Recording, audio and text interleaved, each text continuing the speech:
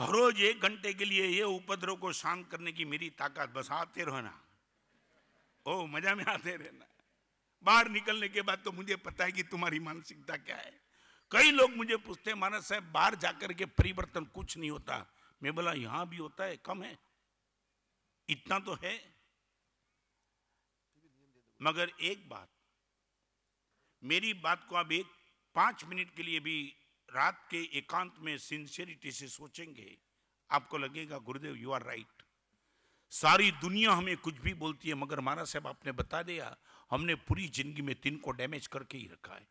न शरीर का स्वास्थ्य का ठिकाना है, मन की प्रसन्नता तो हमने अनुभव की नहीं है, और आत्मा के सद्गुण की बात तो आपके सामने बैठे तो आत्मा नाम की चीज सुन रहे। हमें तो पूरी दुनिया जिंदगी में पैसे को छोड़ के, हमारे महाराज साहब 1 पॉइंट प्रोग्राम सिर्फ पैसा, बाकी हमारे पास कुछ नहीं है, कंप्लीट सेटिस्फेक्शन। आपको मैं क्या बताऊं, जिस दिन आपके पास ये ताकत आ जाएगी ना, ना बोलने की ताकत। 5 करोड़ का सौदा होता है और आप वो बोलता है कि शरीर का स्वास्थ्य तो डैमेज होगा, आपकी ना बोलने की ताकत जिस दिन आ जाएगी, वो दिन आपको पता चलेगा महाराज साहब पहली बार लगा मैं मेरे जीवन का मालिक हूं। सामने वाले ने तो मेरे जीवन को नौकर बना दिया है, कभी तो मालिक बन के देखो। ना बोलने की ताकत मैं नहीं कर सकता हूं, मैं इस बिजनेस में नहीं आ सकता हूं, मेरे परिवार के साथ बैठने का समय नहीं मिलता है, मैं रिजेक्ट कर सकता हूं। ये कंप्लीट सेटिस्फेक्शन आपके पास आ जाए, बहुत कुछ परिवर्तन हो सकता है। 16 तारीख को ये बहनों का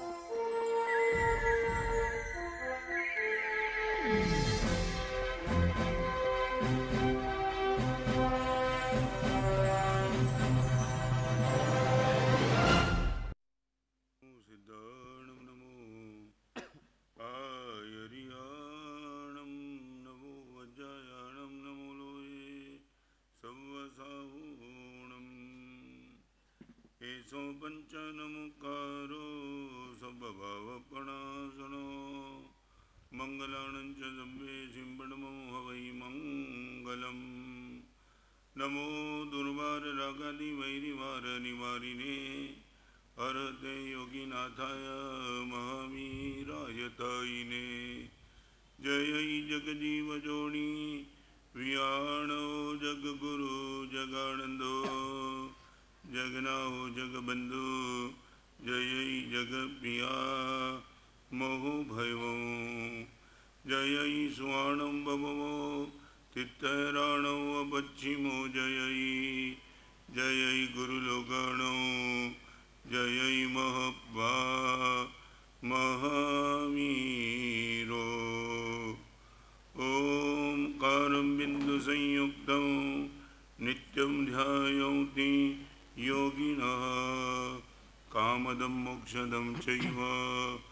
ओंकाराय नमो नमः।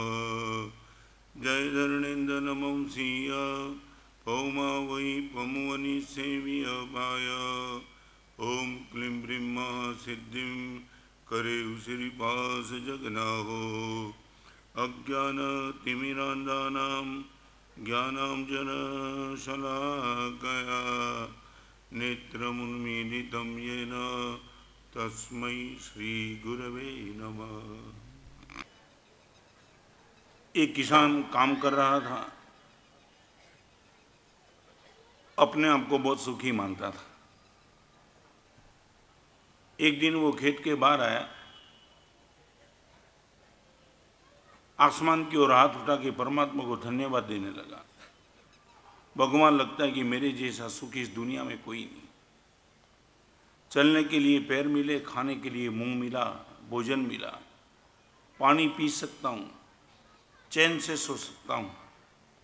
लगता है कि मेरे जैसा सुख इस दुनिया में कोई नहीं। कमाल की बात, वो खेत जिस मालिक का था वो मालिक भी वहाँ हाजिर था। अमीर आदमी था, गांव में उनकी जबरदस्त गुडविल थी, और इनके मन में एक भाव आया कि मेरे जैसा सुख इस गांव में कोई हो नहीं सकता। और ये किसान परमात्मा को बोलता है इस गांव में मेरे जैसा कोई सुखी नहीं, ये चले ही कैसा। और वो आदमी के पास आकर के उसको डांटा, बेवकूफ़ का सरदार मेरा नौकर, और तू ये बोलता है कि मेरे जैसा कोई अमीर नहीं है। शब्द वापिस खींच ले, इस पूरे गांव में मेरे जैसा अमीर श्रीमंत सुखी कोई नहीं है। सारे गांव में नंबर 1 का सुखी मैं हूँ। छोटा आदमी हाथ जोड़ के माफ़ी मांग ली, गलती हो गई। मैं अपने आप को इतना मानता था, इसलिए परमात्मा से प्रार्थना की, मगर आप बोलते हो कि मैं ही सुखी हूँ, माफ़ करो। और वो निकल गया। 2 दिन के बाद ऐसा हुआ, वो अमीर आदमी रात को सोया हुआ था। सुबह 5 बजे दरवाजा किसी ने खटखटाया। उनको लगा सुबह सुबह कौन आ गया, और जैसे ही दरवाजा खटखटाया, उसने दरवाजा खोला। वही किसान जो अपने आप को बहुत सुखी मानता था, शब्द वापिस खींच लिए थे, वो किसान की आंख में आंसू देखे, और उसने इतना ही कहा कि अभी क्यों आया सुबह सुबह? बात आपको बताने के लिए आया हूं। मन में स्ट्रगल चला कि आपको ये बात बताऊं कि नहीं बताऊं, मगर लगा कि आखिर आपको बात बतानी तो चाहिए ही। क्या बताना चाहता है? रात को परमात्मा मुझे सपने में आया था। तुझे परमात्मा सपने में आया था? यूं। परमात्मा ने क्या बोला? मैं बहुत सोचता था कि आपको ये बात बताऊं कि नहीं, फिर भी आया हूं, आपके नजदीक आ गए और आप पूछते हो तो मैं कहूं परमात्मा ने मुझे बताया है। आज शनिवार का दिन है, कल रविवार है, और परमात्मा ने बताया कि इस गांव का सबसे ज्यादा सुखी जो आदमी है, उनको रविवार सुबह में लेने के लिए आने वाला हूं। कांप गया, पसीना छूट गया। निश्चित सपना आखिर सपने में भी पॉसिबल, वो गलत भी हो सकता है, मगर सुबह ही आया। और मैंने ऐसा सुना है कि सुबह का आने वाला सपना हमेशा सफल होता है। आपको सिर्फ कहने के लिए आया हूं, एक ही दिन कल सुबह परमात्मा ने बताया कि इस गांव का सबसे ज्यादा सुखी आदमी, उनको मैं लेने के लिए आने वाला हूं। नींद उड़ गई, खाने का सब मामला बिगड़ गया।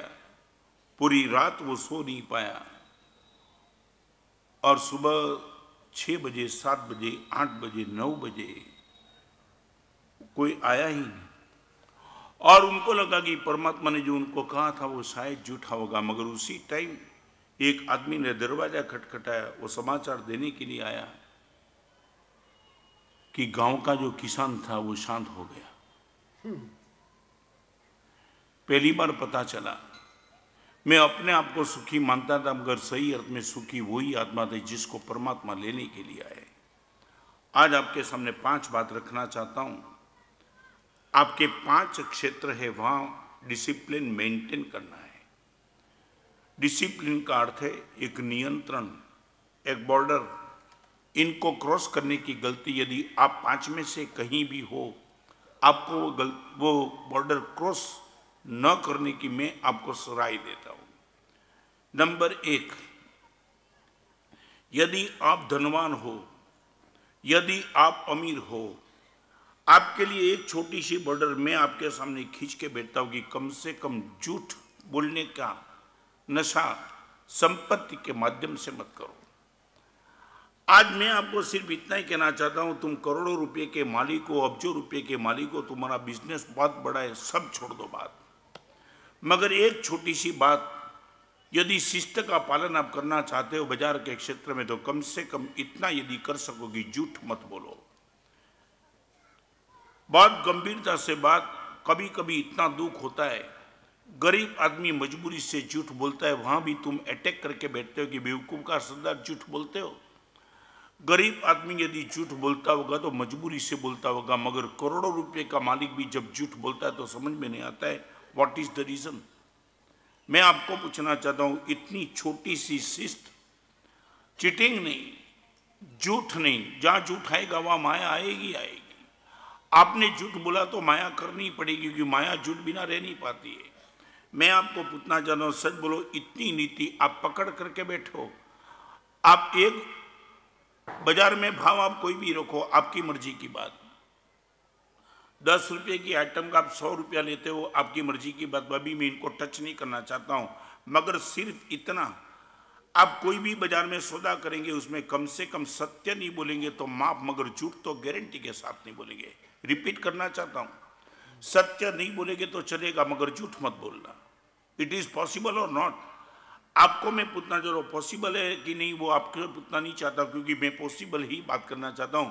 मगर आपको पूछना चाहता हूं, सच बोलो, झूठ से बचने का आपका बिजनेस में प्रयास है क्या? This is the border line.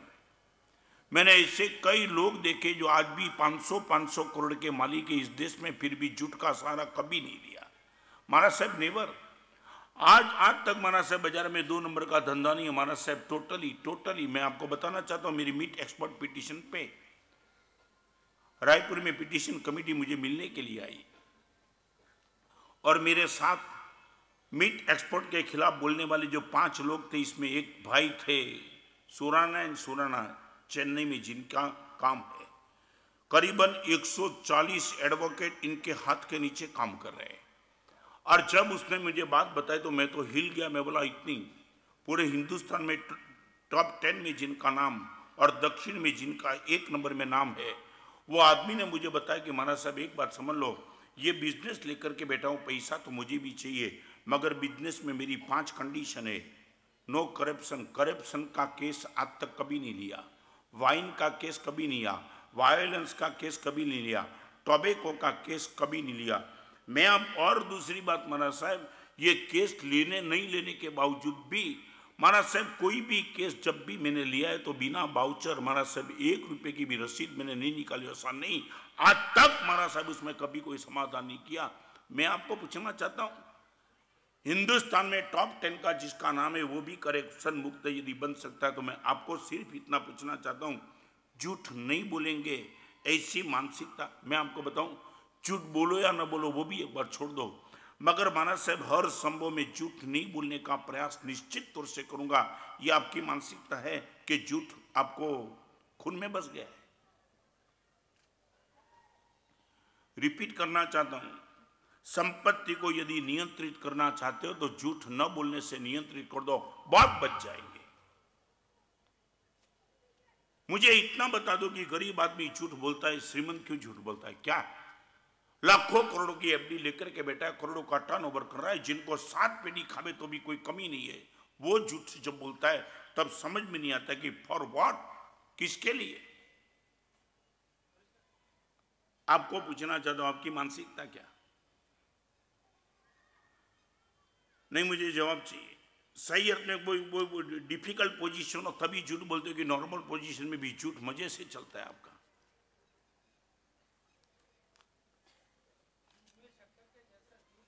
दूध में शक्कर के जैसा ना हो सकता है। दूध में शक्कर आती है तो दूध मीठा होता है, झूठ आता है जीवन में, झूठ बिगड़ जाता है।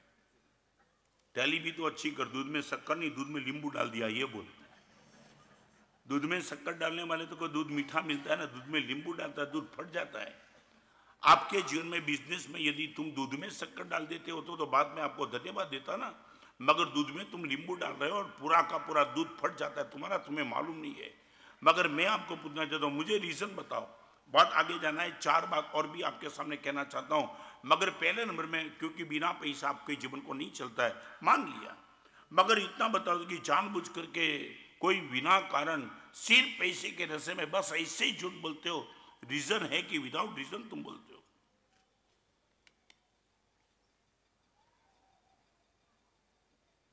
देखो एक बात तुम्हें बताऊं, ये प्रीमाइसिस में ही ये बात चलेगी, बाकी बाहर तो बिल्कुल नहीं चलेगी। नहीं, मुझे कोई दुख भी नहीं है। तुम्हारी जो मानसिकता है ना, वो मानसिकता ऐसी कि मानस साहब ये आप बोलते हो तो हम सुन लेते हैं, मगर इट इज़ नॉट। कई लोग बोलते हैं महाराज साहब का प्रवचन बहुत अच्छा, मगर महाराज साहब प्रैक्टिकल नहीं है। हाँ, मुझे बोलते हैं प्रैक्टिकल, तुम्हारी दृष्टि से प्रैक्टिकल क्या? आप किसको प्रैक्टिकल मानते हो? मैं प्रैक्टिकल नहीं हुई हूँ। आपको मैं इतना तो नहीं कहता हूँ करोड़ों का टर्नओवर कर दो तुम अपनी जगह पे, मगर एक काम तो करो। अरे 1 रुपये के माल में 10 रुपये का मुनाफा लेते हो, वो भी तुम्हारी जगह पे, मगर कम से कम झूठ तो मत बोलो। इतना क्या दिक्कत है? मैं जानना चाहता हूँ व्हाट इज द डिफिकल्टी, इसमें दिक्कत क्या है, मैं पूछना चाहता हूँ। यहाँ सब पैसे वाले ही बैठे ना, धंधा तो करते कि मुफ्त में खाते हो? जानना चाहता हूं क्या है एग्जाम्पल? एग्जाम्पल क्या दूं? मुझे तो क्या मालूम है, 90% नहीं 95% तुम सच ही बोलते हो ना, 95% सच बोलते हो। शायद बोलो घर से यहाँ प्रवचन में आए, ये तो नहीं बोला कि अंतरिक्ष जा रहा हूँ। हाँ, पानी पीते हो तो ये तो नहीं बोलता कि पेट्रोल पीता हूँ। हाँ, क्या क्या नहीं, आप 24 घंटे में 95% तो सच ही बोलते, झूठ बोलते ही नहीं। ओनली 5% शायद तुम झूठ बोलते होगे। फिर झूठ का इतना पक्षपात, इतनी ब्रीफ लेने का भाव क्या? तुम ये बोलते हो कि मानस साहब बाजार में झूठ बोले बिना नहीं चलता है। दक्षिण गुजरात का एक लड़का था, जिस दिन मैंने प्रवचन में ये बात बताई उसने नियम ले लिया, मानस साहब आज से जीवन भर कभी भी झूठ नहीं बोलूंगा, झूठ नहीं बोलूंगा। और गलती से भी मानस साहब झूठ बोल दिया तो 1 लाख रुपए की पेनल्टी। 16 साल से वो नियम लेकर के बैठा है, आज दिन तक एक भी रुपया पेनल्टी में भरा नहीं। 16 साल और करोड़ों का बिजनेस कर रहा है। मैंने बोला कि तेरा मजे से चल रहा है। महाराज साहब मजे से चल रहा है, मैं सच बोलने का नियम नहीं लेता हूं, झूठ नहीं बोलने का नियम लेता हूं। दैट मीन्स महाराज साहब डायमंड का पैकेट मेरे पास है, डायमंड का व्यापारी हो, उसने बोला डायमंड का पैकेट है। सामने वाला बोलता है कि डायमंड का पैकेट में तेरा मुनाफा कितना, मैं बोल देता हूं I would not like to say to you. मैं सच नहीं बोलता मगर झूठ तो नहीं बोलता हूं। ये डायमंड के एक पैकेट में मेरा मुनाफा कितना है मैं तुम्हें बताना नहीं चाहता हूं। तुम्हें जमे तो लो, नहीं तो तुम दूसरी ओर जाओ, मुझे कहां प्रश्न है। और डायमंड का पैकेट तुझे कितने में मिला वो मेरा प्रश्न है, तेरा प्रश्न नहीं है। मुझे जितने में भी मिला मैं इस भाव में बेचना चाहता हूं, तुझे चाहिए तो ले। 16 साल से इस आदमी बिना झूठ करोड़ों का टर्नओवर कर रहा है। मैं आपको इसे इतना ही कहता हूं, सच न बोलो तो कुछ नहीं, मगर झूठ तो मत बोलो।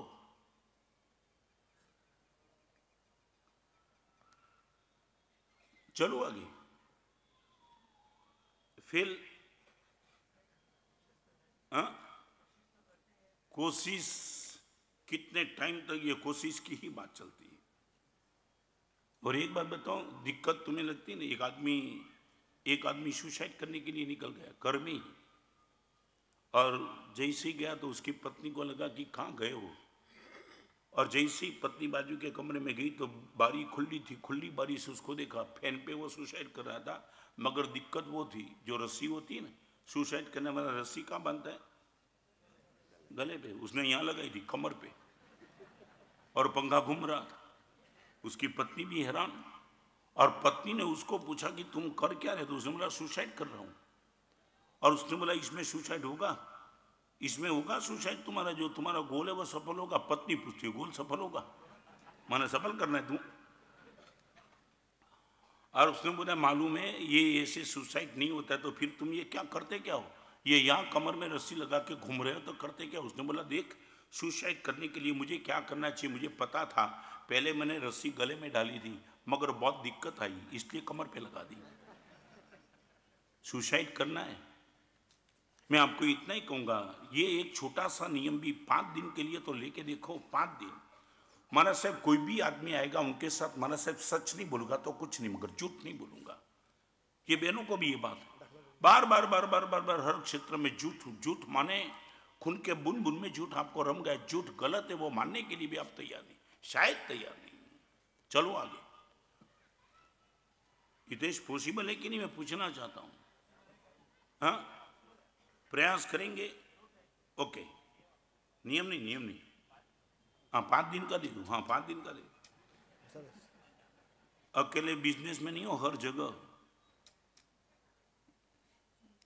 जाएंगे होटल में, पत्नी को बोलेंगे मंदिर जा रहा हूं। ये कुछ गलती करना, ये अकेले बिजनेस की बात नहीं है, 24 घंटे हर जगह की बात। तुम्हारा इतना झूठ रम गया कि तुम न मालूम क्या बोलते हो वो भी तुम्हें पता नहीं। आज 5 दिन का नियम ले लो, 16 तारीख तक घूमे, 16 तारीख तक सच नहीं बोले तो कुछ नहीं, मगर झूठ तो गारंटी के साथ हमारा सब नहीं बोलेंगे। हाँ, और गलती से भी बोल दिया तो 1 लाख की पेनल्टी। हाँ, वो कम करूं, मैं कम निश्चित तौर से करता, मगर हाँ ओके, मैं समझा अकोला में सब अमीर है इसलिए पता चला, अभी भिखारी हो तो मैं 1 रुपया रखूं। आप बोलो कि माना साहब हम तो बहुत कमजोर लोग हैं, 1 रुपये का रखो तो 1 रुपया, या कुछ नहीं रखना है तो कुछ नहीं। पेनल्टी क्या रखनी आपकी मर्जी की बात, मगर आपको मैं पूछना चाहता हूँ बस इतना प्रयोग करो, प्रयोग, आप देखो पागल बन जाएंगे। और अवेयरनेस इतनी बन जाएगी, अवेयरनेस 2 ही मिनट में बता दूं। एक सेठ था ना, उसने गांव की बुढ़िया को बुलाया, और बुढ़िया अपने घर में घी बनाती थी, तो उसने बोला, सेठ ने बुढ़िया को बोला कि 1 किलो घी लेके आना, और बुढ़िया घी लेके आई दूसरे दिन घी, और सेठ को दे दिया घी, और सेठ ने तराजू में घी रखा 750 ग्राम्स, और सेठ ने वो बुढ़िया को कहा कि इस उम्र में गांव में रहने वाली तू और ये चीटिंग करती है, झूठ बोलती है, ये 1 किलो है 750 ग्राम है। और भी बुढ़िया का चेहरा तो ऐसा ही था कि जैसे वो निर्दोष था, उसने तो कुछ किया ही नहीं था। और बुढ़िया को जब सेठ ने डांटा तो सेठ को बुढ़िया ने कहा, सेठ मुझे माफ करो, आप बोलते हो ये 750 ग्राम है, मुझे पहली बार पता चला। मैंने ऑर्डर कितना दिया था? आपने 1 किलो का दिया था, 1000 ग्राम का दिया था, मगर आप ये मानते हो कि मैं झूठ बोल के आपको 750 ग्राम दिया, ये गलती मेरी नहीं है। तो किसकी गलती है? सेठ गलती किसकी नहीं है, मैं क्या बताऊं। मगर एक बात बताऊं, आपकी भी किराना की दुकान है ना, मैं कल आपके पास गुड़ लेने के लिए आई थी, मैंने 1 किलो गुड़ मंगा था, आपने जो गुड़ दिया उनके सामने मैंने घी रखा, बात पूरी हो गई। तुम समझे कि नहीं समझे? कुछ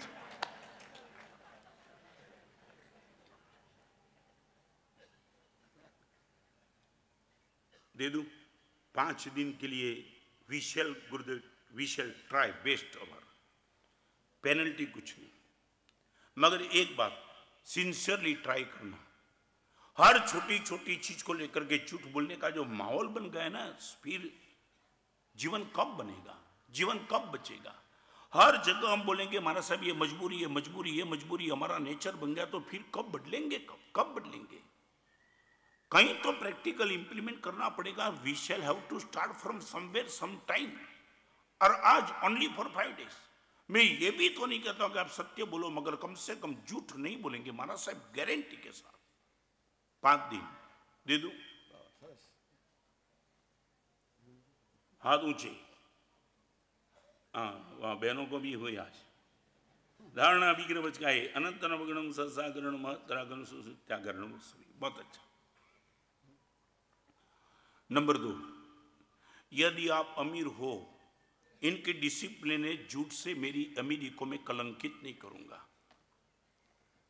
आपकी टॉप गियर में गाड़ी चलती हो मगर रेड सिग्नल हो तो आपको निश्चित तौर से खड़ा रहना, दिस इज द डिसिप्लिन। ये प्रवचन में आया, आप मजे से शांति से बैठे, दिस इज द डिसिप्लिन।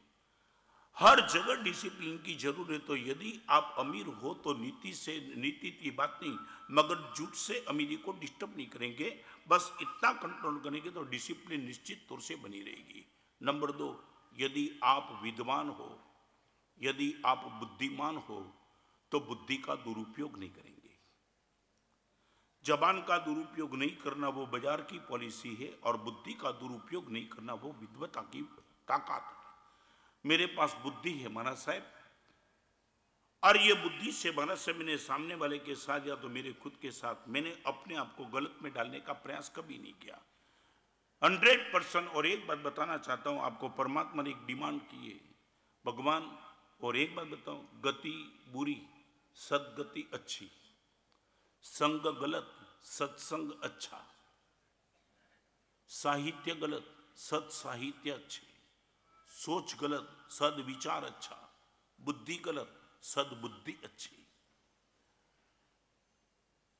आपके जीवन को सबसे ज्यादा डिस्टर्ब करने का काम यदि नहीं किसी ने भी एक चीज ने किया है तो आपकी बुद्धि ने किया है, क्योंकि बुद्धि का करीबन दुरुपयोग चलता है। आपको पूछना चाहता हूं, बुद्धि का सदुपयोग, मेरे पास जो भी ताकत है गुरुदेव, इनका इन्वेस्टमेंट वहीं करूंगा, मेरी बुद्धि एक रास्ता दिखा देगी। शायद बुद्धि के पास में अभी जाके आया, मैं हिल गया, वृद्धाश्रम यार करते करते यहां आ रहा था, एक गांव में मेरे पास करीबन 7 लड़के आए। बुद्धि क्या कर सकती है, सद्बुद्धि। और वो 7 लड़के नॉन-जैन थे, उसने सबने बता दिया कि हमारा सब एक मंडल चल रहा है और हम ये सब काम कर रहे हैं। वो तो ठीक है अपनी जगह पे, मगर उसने जो बात बताई ना, तो मुझे बिहार का समय हो चुका था, नहीं तो मैं इनका दर्शन करता। दर्शन उसने बताया, महाराज साहब हमारे वहां एक अंध भाई है, ब्लाइंड, करीबन 20 साल से महाराज साहब वो ब्लाइंड है, और ब्लाइंड होने के बावजूद भी उनका जीवन इतना अच्छा चल रहा है। तो मगर महाराज साहब उसने भी शादी की, और शादी भी एक ब्लाइंड लड़की के साथ की। पति और पत्नी दोनों ब्लाइंड है। बुद्धि आपके पास भी है, मेरे पास भी है, हम कहाँ चुके? एक ब्लाइंड पति पत्नी के पास बुद्धि, और महाराज साहब दोनों पति पत्नी ने एक बार सोचा हम तो ब्लाइंड है, आज भी हम बिजनेस नौकरी करते हैं, नौकरी करते करते हमें भी एक अच्छा तनख्वाह मिलता है। मैं आपको बताऊं 52,000 की सैलरी दोनों के बीच में है। 52,000 ये तो मामूली बात है, सैलरी तो 5 लाख की भी हो सकती है, मगर ये भाव महाराज साहब 52,000 की सैलरी दोनों की होने के बावजूद एक दिन पत्नी ने अपने पति को कहा कि हम ब्लाइंड होने के बावजूद परमात्मा की कृपा, समाज का कोई सहयोग मिला, और सहयोग मिलने से हम तो अपने पैर पे खड़े हो गए। 52,000 की सैलरी में हमारा तो चलता है, फिर भी एफडी भी होती है और पैसे भी बचते, मगर हम क्यों ऐसा न करें कि जो छोटे छोटे बच्चे नहीं, छोटी छोटी कोई बच्ची है, वो भी ब्लाइंड स्कूल में बहुत आती है, ब्लाइंड आश्रम में भी है, हम उनको कोई सन्मार्ग पे लगा दे और उनकी भी ताकत बढ़ा दे, ऐसा कुछ कर सकते कि नहीं? ब्लाइंड पति और पत्नी बंद, जिनकी आंख नहीं, वो सोच रहे कि हम कोई ब्लाइंड लड़की को भी आगे ला सकते कि नहीं, और महाराज साहब पति ने सहमति दी। 52,000 की सैलरी में इस महंगाई के बीच में अपने ही घर में हम इन सबको कैसे संभालेंगे? और पत्नी ने बोल दिया चाहे कैसा भी हो, इतनी दिक्कत के बीच में हम भी तो आगे निकले, तो दिक्कत वाले को हम नहीं संभालेंगे तो कौन संभालेंगे? मे भी पॉसिबल इनके माँ बाप ने भी उनको निगलेक्ट कर दिया है, हैट करते, तिरस्कार करते अपने बेटे होने के बावजूद, हम इनके माँ बाप बन के रहेंगे। महाराज साहब आप विश्वास नहीं कर पाएंगे, वो पति और पत्नी ने अपने गांव के इर्द गिर्द एक मैसेज भेज दिया, हम जैसे लड़के को कान पे लगा दिया कि छोटी छोटी कोई लड़की तुम्हें ब्लाइंड मिले, मैं इनको सपोर्ट करने के लिए था और उनको भी मैं पढ़ाऊंगा, और जहां मैं पहुंचा हुआ उन लोगों को भी पहुंचा दूंगा। आप यदि कोई ब्लाइंड लड़के को उनकी माँ बाप की सम्मति के साथ मेरे पास ला सकते हो लाओ। महाराज साहब आज के समय, आज के दिन 20 लड़की इनके घर में रहती है, 20। एक ब्लाइंड पति पत्नी ने अपने घर में 20 लड़की को रखी है। 52,000 की सैलरी में वो पत्नी लड़के के लिए भोजन बनाती है, सभी को वो पढ़ाता है। 52,000 की सैलरी में कंट्रोल करते करते करते 20 को रखा है। और सबसे बड़ी बात है महाराज साहब, उसने ये काम किया, अपने घर में कुत्ता रखा है, पालतू कुत्ता, और इसका कारण ये कि मेरे घर में माँ बाप ने अपनी लड़की को भेजा है, इनकी सिल की सुरक्षा करनी मेरी जिम्मेदारी है, मैं देख नहीं सकता हूं, मगर कुत्ता उनके सिल की सुरक्षा करेगा, इसलिए कुत्ते को रख के बैठा है। महाराज साहब एक बार दृश्य देखो, आपका जाने का समय हो गया, नहीं तो मैं दिखाता। महाराज साहब वो सुबह 20 बच्ची, पति और पत्नी और आगे कुत्ता जब जाता है ना महाराज साहब, पूरा गांव की आंख में हर्ष के आंसू आ जाते। मैं आपको पूछना चाहता हूं, एक अंध पति पत्नी के मन में भी 20 को बचाने का भाव, ये सद्बुद्धि लेकर के बैठा है। तुम पूरी आंख वाले हो, कितने लोगों को तुमने मार्ग पे लाया, कितने लोगों के लिए तुमने काम किया। मेरे लिए काम करना बहुत आसान बात है, मगर इस अंध अवस्था में इतना बड़ा जोखम, 52,000 की सैलरी के भी। और महाराज साहब जब भी देखो इनके चेहरे पे स्माइल है, भगवान ने मुझे आंख नहीं दी मगर 20 तो बेटे दे दिए, 20 बेटे, और इनकी सुरक्षा करने में जो मुझे आनंद आता है वो मिरेकल आनंद आता है। मैं आपको पूछना चाहता हूं, जीवन में ऐसा काम कोई किया याद आता है? मेमोरी पावर है इस व्यासपीठ पर जिसका मैं दृष्टांत देता हूं। I would like to know from you example someone, आपका एग्जाम्पल में हजारों जगह पे दूं, ऐसा कोई कार्य तो आप करके दिखाओ। बुद्धि का विरोध नहीं है, बुद्धि सद्बुद्धि चाहिए। महाराज साहब मैंने कभी बुद्धि का दुरुपयोग नहीं किया, किसको गलत राय नहीं दी। सामने वाला ने बोल दिया इनके पास मेरा 10 लाख का पेमेंट रुका है, तू क्या बोलता है? महाराज साहब मैंने कभी वो नहीं कहा कि भाई लोग को रुक के 1% बात करके उनका पेमेंट डुबा दे। महाराज साहब मैंने हमेशा बुद्धि का सदुपयोग किया, किसी को गलत राय नहीं दिए, न किसी गलत ट्रैक पे मैं गया। आपको पूछना चाहता हूं, बुद्धि का सदुपयोग या दुरुपयोग, आप बुद्धि का दुरुपयोग मत करो, बुद्धि को इससे नियंत्रित कर दो। शिष्ट भगवान की परम कृपा से मुझे बुद्धि मिली है, तो महाराज साहब बुद्धि को मैं किसी गलत ट्रैक पे गलत तरीके से उपयोग तो निश्चित तौर से नहीं करूंगा। ये कहने की आपकी ताकत। एक बात बताऊं, परमात्मा के मंदिर में भी पाप के विचार आएंगे, मगर सद्बुद्धि होगी तो पाप के विचार गारंटी के साथ नहीं आएंगे। भगवान खुद सामने होने के बावजूद भी पाप के विचार आ सकते हैं, मगर जिसके हृदय में सद्बुद्धि का प्रकाश हो गया वहां पाप का अंधकार टिकता ही नहीं है। मैं आपको पूछना चाहता हूं, आपके पास जो भी बुद्धि है, आप बोल सकते हो कि महाराज साहब इनका दुरुपयोग करने का मन आज तक नहीं हुआ, या तो अभी तक हुआ था, now we shall come back. अभी महाराज साहब नहीं, बहुत जोखिम उठा लिया हमने। और आज एक गंभीर बात आपसे कहना चाहता हूं, समाज में आपकी जो गुडविल है वो आपकी इज्जत है, और आप जो हो वो आपका चारित्र है। रिपीट करना चाहता हूं, समाज में आपकी जो पहचान है वो आपकी इज्जत है, और आप खुद जो हो वो आपका चारित्र है। मैं आपको पूछना चाहता हूं, आपके चारित्र को संभालना तो जरूरी है, मगर सबसे पहली बात तो ये पूछना चाहता हूं, आपकी इज्जत को आप संभालते हो क्या? समाज में एक आपकी इज्जत है अच्छे आदमी की, नोबल मैन। आप गलत हो कि अच्छे हो, मैं नहीं पूछना चाहता हूं। मेरी एक इज्जत है समाज में, आचार्य भगवान विद्वान है, पवित्र है। मैं क्या हूं वो फिर बात करूंगा, मगर एक मेरी गुडविल है। एक संत आए हैं अकोला में, संत, आपकी भी गुडविल है, समाज के बीच में गुडविल है कि आपके सामने अंगुली करने वाले है कि भाई आदमी नोबल है, रॉयल है, वहां जाओ आपका काम हो जाएगा। मैं आपको पूछना चाहता हूं, आपके चारित्र को आप संभालते हो कि नहीं संभालते हो? नंबर 2 की बात, आपकी जो इज्जत समाज के बीच में है उनको निश्चित मेंटेन करते हो क्या? ये भी बहुत बड़ी चैलेंज है, इज्जत को मेंटेन करना, वो भी तो बड़ी चैलेंज है। आपको पूछना चाहता हूं, इज्जत को मेंटेन करते हो? आपकी गुडविल को मेंटेन करते हो? समाज को कभी ये नहीं लगना चाहिए कि हमने उनको क्या माना था और वो आदमी क्या निकला, ये समाज के मन में भाव नहीं आना चाहिए। आपके लिए ये बात चैलेंजेबल है। यहां बैठे हुए भाई और बहन सबको कहना चाहता हूं, सास की भी गुडविल होती है, बहू की भी गुडविल है, देरानी की भी गुडविल है। शादी के पहले आने वाली लड़की जब अपने ससुराल में जाती है शादी के पहले चेक करने के लिए, और वो टाइम सास इनको जिस ढंग से आदर और सत्कार के साथ, प्रेम के साथ उनको सत्कार देती है, एक बहू के मन में सास के लिए गुडविल बन जाती है। मैं आपको बताऊं क्या गुडविल।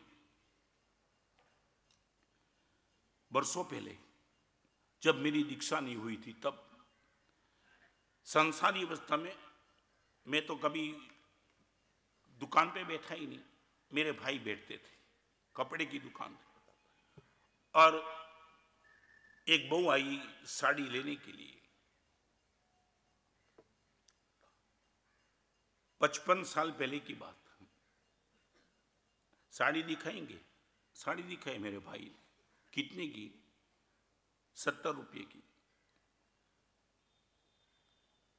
और कम कीमत में 60 की दिखाई, फिर 50 की, और कोई कम 30 रुपया की।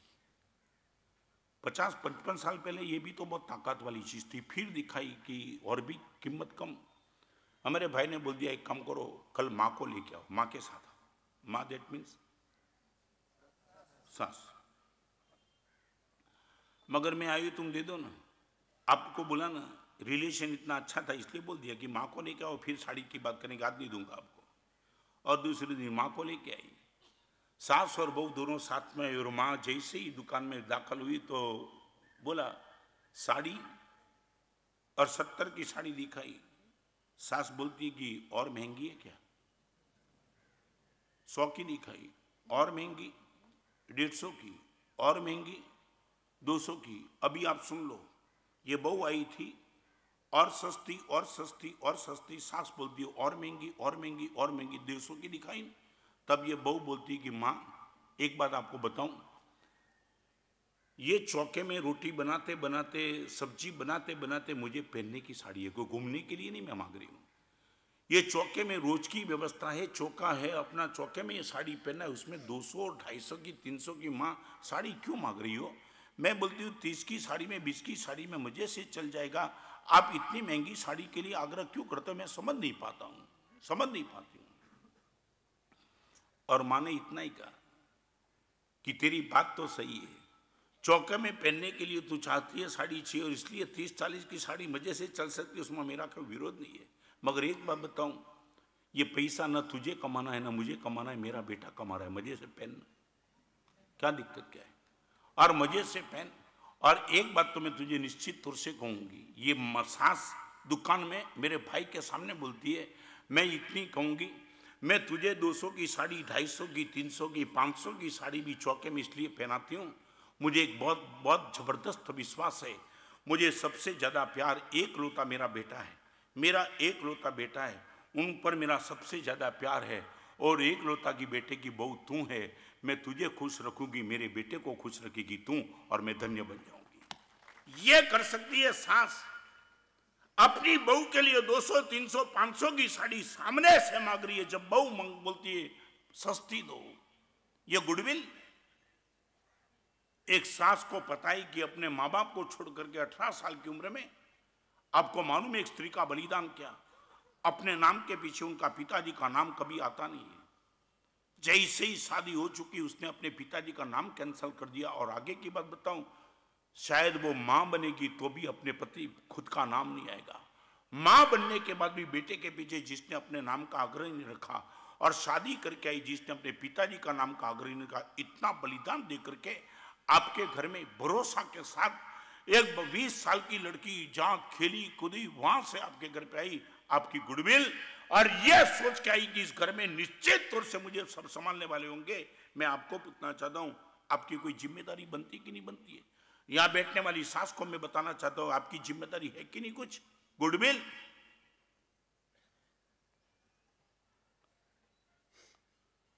समाज के बीच में आपकी जो पहचान है वो आपकी गुडविल है, और आप इंटीरियर जो हो वो आपका चारित्र है। मैं चारित्र की बात अभी नहीं करता हूं, मगर इतना तो बोलो कि महाराज साहब निश्चित तौर से हम समाज के बीच में हमारी गुडविल उनको डैमेज न हो जाए, 100% ध्यान रखते हैं।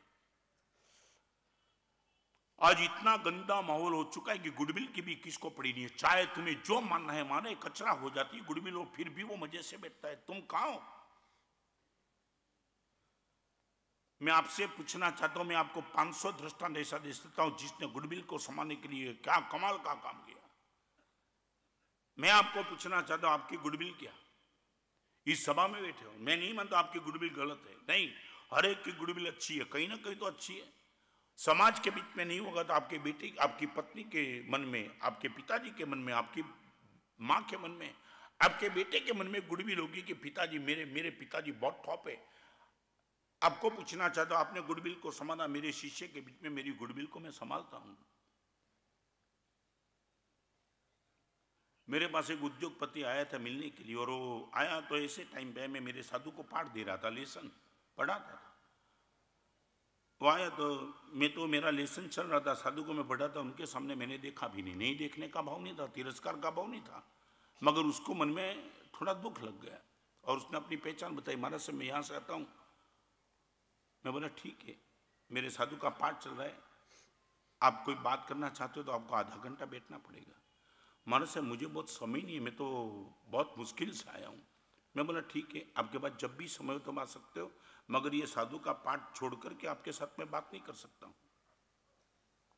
बुरा लग गया। 2 दिन के बाद वापिस आया। वापिस आने के बाद उसने बताया, महाराज साहब मेरे दिमाग में नहीं बैठी बात, मेरे जैसा आदमी इतना व्यस्त होने के बावजूद इतने समय को निकाल करके आपके पास है, आपने बोल दिया आधा घंटे के बाद। आपके साधु तो महाराज साहब 24 घंटे आपके साथ रहते, उनको आप कभी भी लेसन दे सकते हो, पाठ दे सकते हो, मगर मुझे आपने पाठ देते देते बोल दिया आधा घंटे के बाद। मैंने सिर्फ इतना ही कहा कि आपकी बात कितनी भी सही होगी, मगर मैं इतना ही कहूँगा, आपने मेरे साथ बात करने के लिए सिर्फ आधा घंटा निकाला है, मेरे साधु ने मुझे जीवन दे दिया है, उनको संभालू के तुम्हें संभालो। ये गुडविल है शिष्य की गुरु के प्रति। I would like to know from, आप गुडविल को संभालते हो, मुझे बोलो। हाँ नहीं, आप बोलो, आप मेंटेन करते हो तो मुझे कोई विरोध नहीं, मगर वो छवि बिगड़नी नहीं चाहिए। सामने वाले के मन में जैसा जाए, ओह मैं क्या मानता था और क्या निकला, ये भाव आपको लेके नहीं आना चाहिए। मेरा पब्लिक फेस जो है वो ही फेस होना चाहिए। जब मैं अकेला बैठा हूं तब मैं यहां अलग दिखता हूं और वहां अलग दिखाऊंगा, बात खत्म हो गई। फिर तो भगवान बोलते चेरा चारित्र अच्छा बताना। मैं ये कहता हूं कि तुम्हारी कम से कम गुडविल तो बचाओ और गुडविल की सुरक्षा करो। नंबर 2, यदि आपके पास बुद्धि हो, आप विद्वान हो, आपकी बुद्धि का दुरुपयोग मत होने दो। जहां भी आपकी कोई राय लेने के लिए आवे, या तो आपको कुछ इंप्लीमेंट करना चाहिए, वहां सद्बुद्धि को हाजिर रखो। और सद्बुद्धि को हाजिर रखने के लिए मैं एक छोटा सा प्रश्न आपको पूछना चाहूं। कुछ भी काम करने के पहले आप माइंड को पूछते हो कि कॉन्शियस को पूछते हो? राय किसकी लेते हो, माइंड की या कॉन्शियस की? आपने देखा होगा माइंड और कॉन्शियस दोनों अलग चलते हैं, दोनों अलग। मुझे पूछने की भी जरूरत नहीं। आप ये बोलो महाराज साहब परमात्मा के पास जाकर के कब पूछेंगे, मुझे कब पूछेंगे, छोड़ो। एक अंदर से कॉन्शियस का आवाज आएगा, एक माइंड का आवाज आएगा। आप जब भी कुछ इंप्लीमेंट करते हो तो राय किसकी लेते हो, माइंड की कि कॉन्शियस की? बताऊं, छोटी सी बात बताऊं। एक रास्ते पे भिखारी बैठा है और भिखारी को देख करके आपका कॉन्शियस ये कहता है कि 1 रुपया दे दे, माइंड ये कहता है ऐसे भिखारी पहलवान होकर के अच्छा स्वास्थ्य लेकर के बैठे, उनको भीख देने की जरूरत क्या है? समझिए मैं क्या कहना चाहता हूं। दो आप अंदर से, आपके ही अंदर से आवाज आता है। एक माइंड बोलता है कि देने की जरूरत नहीं है, कॉन्शियस बोलता है यार 1 रुपया का तो प्रश्न है, दे दे। मैं आपको पूछना चाहता हूं, दोनों के जो डिफरेंस ऑफ ओपिनियन आते, आप किसकी मानते हो, माइंड की कि कॉन्शियस की?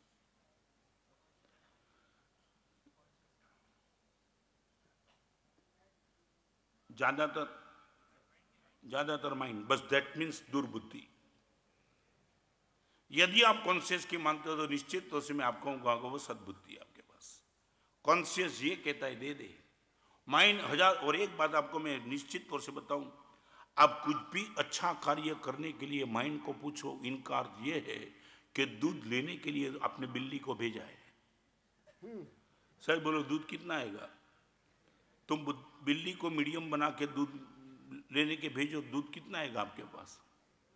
हाँ, बस जिसने भी कुछ अच्छे कार्य करने के लिए माइंड को पूछा, उसको समझ देना कि तूने दूध लेने के लिए बिल्ली को भेजा है, कुछ आने वाला नहीं है। मैं तो बताऊं, दूध नहीं आएगा मगर बिल्ली तो आएगी ना, बिल्ली तो आएगी ना। ये तुम ये माइंड को तुमने पूछा तो तुम गए काम से, 100% गए। हम बार मैं, हम सब साधु, 1000 बात आती है तब एक ही बात सीधा कॉन्शियस को पूछते। बताऊं, आपका माइंड ये कहता है कि सामने वाले को कभी क्षमा मत करना, क्रोध बोलता है यार माफ कर दे। कॉन्शियस ये बोलता है माफ कर दे। कहां तक लेके चलेगा? जिंदगी भर तक यही करते चलेगा। मैं आपको एक प्रश्न पूछूं, सच बोलो, जिनके साथ आपकी दुश्मनी है, मुझे इतना बताएंगे, जिनके साथ आपकी दुश्मनी है उनके साथ आपका बेटा मित्र बनना चाहता है, यू विल गिव परमिशन?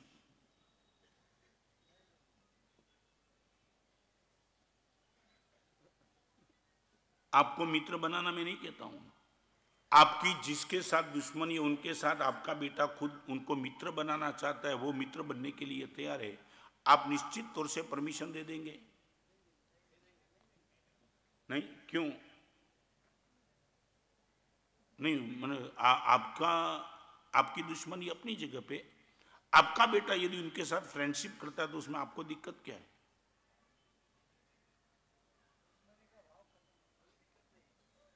दुश्मनी का भाव क्या? तो होने दो ना, दुश्मनी का भाव का जिंदा रखने क्या? ये बोलते दुश्मनी का भाव खत्म हो जाएगा। मैं खत्म करने के लिए तो प्रवचन ठोक रहा हूं तू मेरे सामने, क्या है?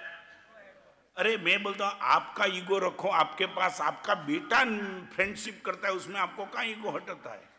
आपका बेटा उनके साथ हाथ मिला देता है, उसमें कहां आपको दिक्कत है?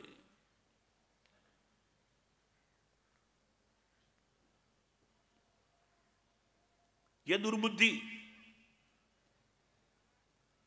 आपको यह सोचना चाहिए बेटा, एक बात समझ ले, तू इनके साथ मैत्री कर दे तो मैं भी पॉसिबल धीरे धीरे मैं भी इनका मित्र बन जाऊंगा। ये दुश्मनी लेकर के कहां जाना है? चलो आगे बेटा, तू चल आगे, मेरी इजाजत है, तू आगे चल। मैं तो हाथ नहीं फैला पाया मगर तेरे से बनता है तो कर ले प्रयास, और हम भी तेरे साथ है, ये नहीं कह सकते तुम। और दूसरी बात, आपको जिनके साथ मैत्री है उनके साथ बेटा दुश्मनी करके बैठेगा तो भी नहीं चलेगा, चलेगा ही नहीं। बस क्या तुम खोपड़ी लेकर के बैठे? मुझे जानना है, नहीं मुझे जानना है इसमें दिक्कत क्या है? तुम इतने खोखले क्यों बन गए? आपको जिनके साथ दुश्मनी उनके साथ आपके बेटे को मित्र नहीं बनना चाहिए। आप जिनके साथ मित्र उनका आपके बेटे को दुश्मन। बट व्हाट, उनकी लाइफ उनके हाथ में, तुम्हारी लाइफ तो मेरे हाथ में।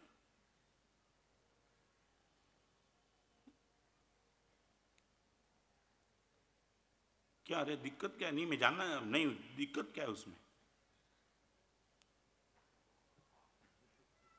इसमें क्या तुम्हें 1 रुपया लेना देना कुछ नहीं।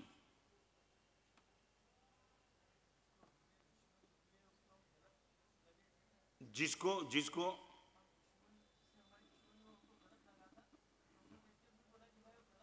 तेरे लिए गलत होगा, उनके लिए गलत नहीं है। तेरे लिए नमकीन तुझे डायरिया करता है तो बेटे को नमकीन खाने की मनाही करने की जरूरत थोड़ी है। तू बोल दे कि मुझे नमकीन नहीं जमता, डायरिया हो गया, बेटा बोला पप्पा तुम्हारा पेट बिगड़ा हुआ होगा, मेरा तो अच्छा है, मैं तो वही खाऊंगा। तू भान करते हो क्या? मैं नमकीन नहीं खाता, तू कौन खाने वाला बोलते हो? तुम कुछ भी पूछो, मेरे पास जवाब है सब।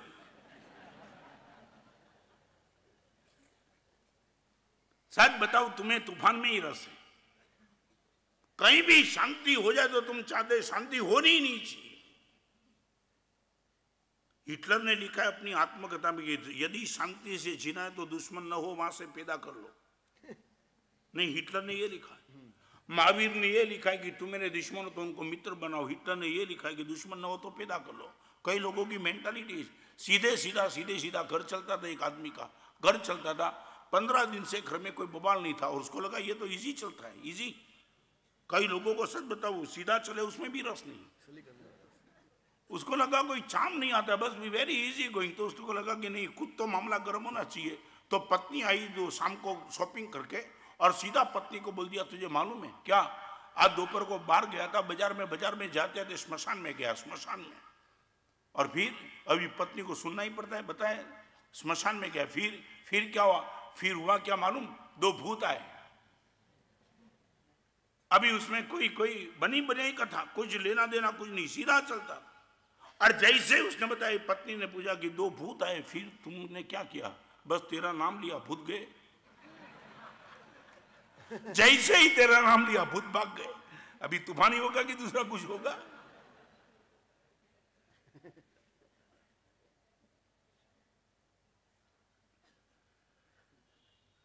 जिससे मेरी नहीं बनती उनसे मेरा साधु यदि मित्र बनता है, मैं उनको कहूंगा दोस्त आगे चल। मेरी नालायकता हूं इसलिए मैं मित्र नहीं बनता हूं, मगर तू यदि बन सकता है तो निश्चित आगे चल। उनके साथ मेरी नहीं बनी है तो मेरा कोई रीजन है, बीच में तुझे क्या डिस्टर्ब होने की जरूरत है? This is discipline. बुद्धि को दुरुपयोग से बचाओ, संपत्ति को झूठ से बचाओ। और तीसरे नंबर की बात है, यदि आपके पास शरीर की ताकत है, कमजोर को मत दबाओ। यदि आपके पास कोई ताकत है, कमजोर को मत दबाओ, कमजोर को संभाल लो।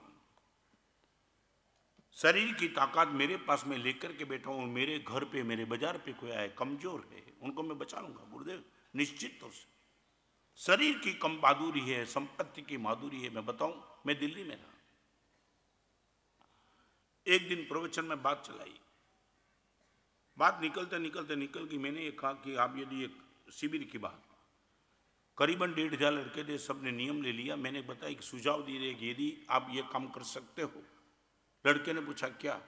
मैं बोला आप आपके ऑफिस में, दुकान में, नौकर में, घर में कोई भी नौकर है, उनको जाकर के सिर्फ इतना ही बोल दो, अब से आपके घर में कोई भी नया परमानेंट मेंबर आएगा, उनको 1,000 रुपया आपको तनख्वाह ज्यादा मिलेगा।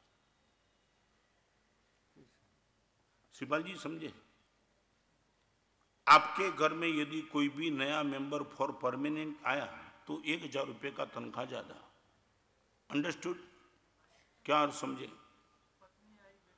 हाँ, पति और पत्नी है, और यदि पति ही है, शादी नहीं किए हो, तो उसको बोलो कि यदि तेरी शादी होती है और पत्नी फॉर एवर आती है तो 1,000 रुपये का तनख्वाह ज्यादा।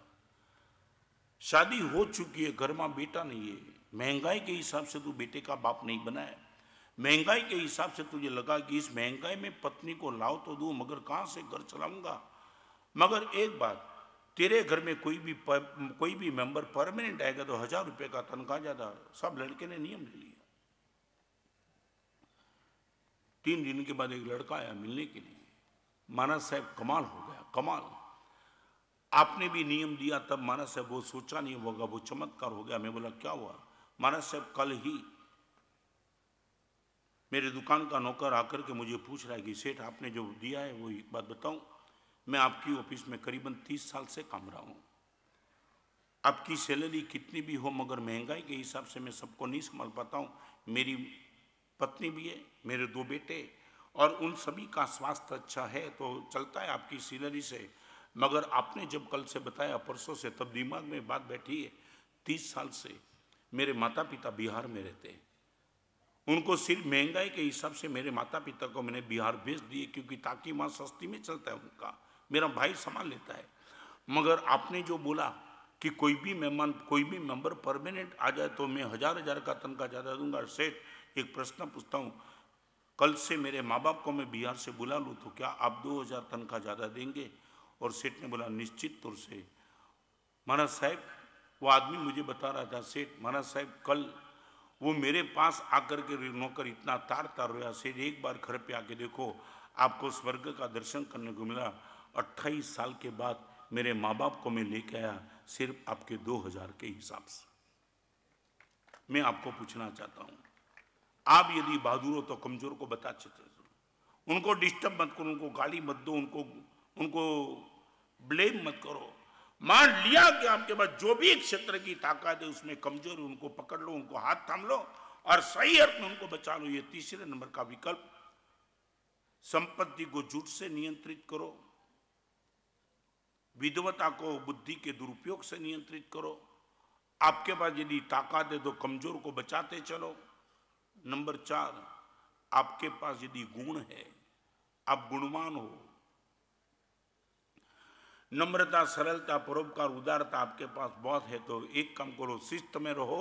इनका एक ही अर्थ है, यदि आप गुणवान हो तो जहां भी मौका मिले वहां अच्छे कार्य करने के लिए तैयार हो जाओ। मौका मिलना चाहिए। एक पूछना चाहता हूं, मौका आ जाए उनकी राह देखते कि मौका को ढूंढने के लिए निकलते हो? इस सभा में बैठने वाले सच बोलो, पैसा ग्राहक आ जाए तो बाजार में सौदा करते हो कि ग्राहक को ढूंढने के लिए निकलते हो? जवाब चाहिए। दिल्ली में क्या दुकान खोल के बैठे, ग्राहक आएगा तभी सौदा करेगा कि ग्राहक नहीं आया तो ढूंढने के लिए भी तो निकलेंगे ना? निकलेंगे कि नहीं? तो मैं आपको पूछना चाहता हूं, अच्छा कार्य करने का मौका आ जाए तब अच्छा कार्य करेंगे कि अच्छा कार्य को ढूंढने के लिए निकलेंगे? कहीं मौका मिलता है? ये 10-11 दिन की परिवर्तन प्रवचन माला धरती से आसमान की ओर चल रही है। मैं दूसरी बात नहीं करना चाहता, मुझे कोई मालूम भी नहीं ज्यादा, मैं इसमें अंदर गया भी नहीं। मगर इस सभा में बैठने वाले भाई और बहन, माताओं, सभी को मैं पूछना चाहता हूं कि जिन जिन लोगों के प्रयास से यहाँ 11 दिन की परिवर्तन प्रवचन माला का आयोजन हुआ और अभी सही ढंग से चल रही है, इस सभा में बैठने वालों को पूछना चाहता हूँ, ये इनका लीडिंग किसने लिया, किसने प्रयास किया गुरुदेव आपको लाने की, उनको लेकर के आपने जानकारी ली हो और एक मोबाइल फोन से भी उनको अप्रिशिएट और धन्यवाद दिया हो, ऐसा प्रसंग कितना?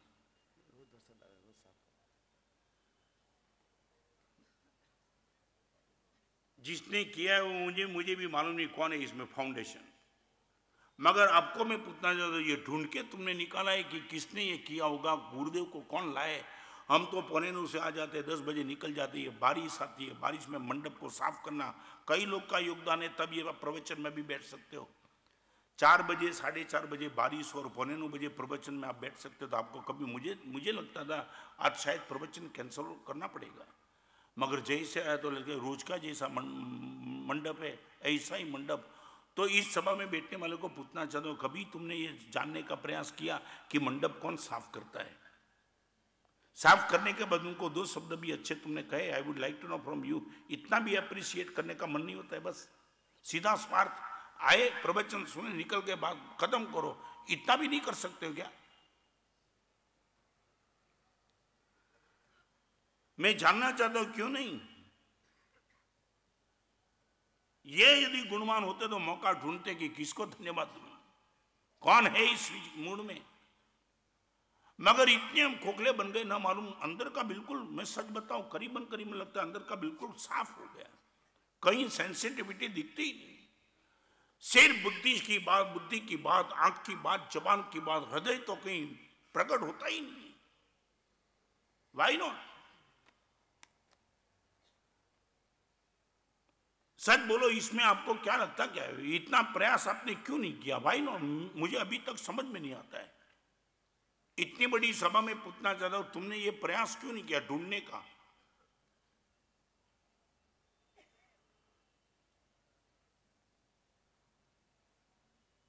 कोई कारण है क्या? नहीं, कुछ तो होगा ना।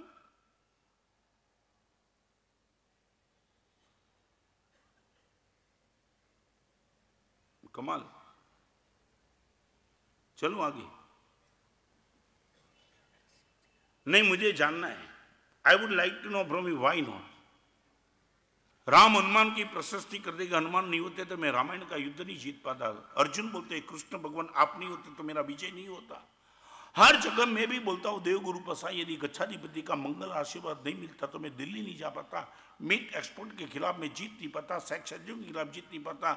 ये मेरे साधु नहीं होते तो मैं आपके सामने इतना प्रवचन मस्ती से, हम रोज ये मौका ढूंढते कि कहाँ अप्रिशिएट कर, कहाँ अप्रिशिएट।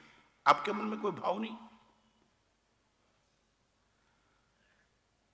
चलो आगे। नहीं, वेदना है मेरी, कोई रीजन बताएंगे ये अप्रिशिएट नहीं करने के पीछे तुम्हारे मन में भाव क्या है? हाँ, सोच, सच बोलो क्यों नहीं है? मगर मुझे तो कभी कभी लगता है होटल में जाकर के वेटर को टिप देते हो, वहां सोच है तुम्हारी? वेटर को परोपकार तो नहीं कर रहा है ना, उनको भी तनख्वाह मिल रहा है, वो सर्विस दे रहा है, उसमें तुम 5-10 रुपया ज्यादा क्यों देते हो? नहीं जानना चाहता हूं। हाँ, एक बात बताओ, आपकी बात मैं समझ गया, आपको आपका ये जवाब सही है। आप ये बोलते कि महाराज साहब हृदय में तो आता है मगर हम अभिव्यक्त नहीं कर सकते, यही कहना चाहते हैं ना? तो मैं आपको एक सुझाव देता हूं, हृदय में आने के बाद भी अभिव्यक्त नहीं होगा, वो स्थिति ऐसी होगी कि जेब में पैसे तो है मगर सक्रिय नहीं होते तो क्या होगा?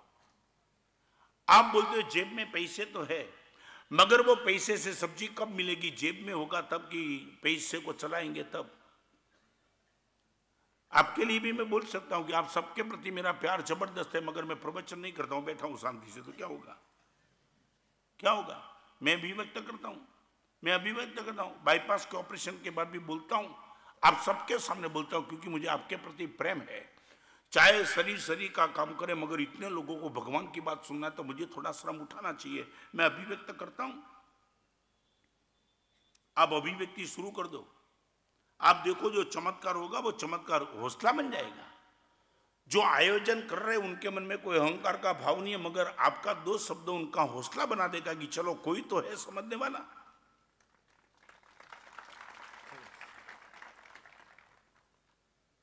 आने वाले दिनों में उनको लगता है कि नहीं चलो बड़ा आयोजन करना है, मगर वो सोचेंगे किसके कंधे पे करेंगे, मगर यहां तो किसी को रस ही नहीं।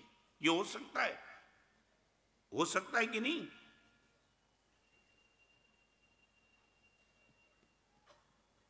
दस बज गया, मौका ढूंढो। एक जगह क्या हुआ मालूम है, एक किसान के घर पे एक आदमी चला गया, किसान की लड़की जा रही थी, गांव की बात, और लड़की का रूप देखा, वो किसान का लड़का हिल गया, उसको लगा यही लड़की अपनी पत्नी बननी चाहिए, भाव तो आ गया। गांव का आदमी तो किसान के पास जाके गया, लड़की के बाप के पास सीधा बोल दिया कि आपकी बेटी मेरी पत्नी बनेगी। बात तूफान बुफान नहीं था, उसने बोला बराबर है मगर मेरी भी कंडीशन है। क्या? मेरे पास 3 बेल है, 3 बेल को मैं बाहर निकालता हूं, किसी भी एक बेल की तूने पूंछ पकड़ ली, मैं मानूंगा वो ताकत वाला है। मैंने मेरी बेटी के लिए अमीर नहीं चाहिए मगर मेरी बेटी के लिए सशक्त शरीर वाला चाहिए। तू इतना कमजोर होगा तो तू मेरी बेटी नहीं मिलेगी, देने के लिए तैयार हो मगर मेरी कंडीशन। बेल को मैं निकालता हूं और बेल की पूंछ पकड़ ले तो मान लूंगा कि तू ताकतवान है, मेरी बेटी दे दूंगा। उसको लगा इसमें क्या है, मैं भी देख ताकत वाला हूं। वो खड़ा रह गया और 100 फुट दूर इनके बेल किले से बंधे हुए थे। एक को छोड़ा। बैल क्या था? हाथी था। जैसे ही उसने देखा वो तो हिल गया, बाप रे बाप, इतना ये बैल कहां से लाया?